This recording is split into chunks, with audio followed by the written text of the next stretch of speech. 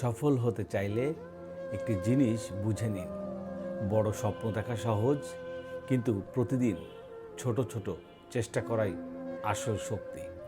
আজ এক পা এগোলেন, কাল দুই পা। হয়তো আজকে আপনার পরিশ্রম কেউ দেখছে না, কিন্তু সময় ঠিকই প্রমাণ করবে আপনার প্রতিটি প্রচেষ্টা বৃথা যায়নি। মনে রাখবেন, যারা হাল ছেড়ে দেয় তারাই হেরে যায়, আর যারা পড়ে গিয়ে উঠে দাঁড়ায় তারাই একদিন ইতিহাস তৈরি করে। তাহলে প্রশ্ন একটাই, আপনি কি হাল ছাড়বেন না লড়াই চালিয়ে যাবেন? উত্তরটি আপনিই দিবেন, সিদ্ধান্ত আপনার।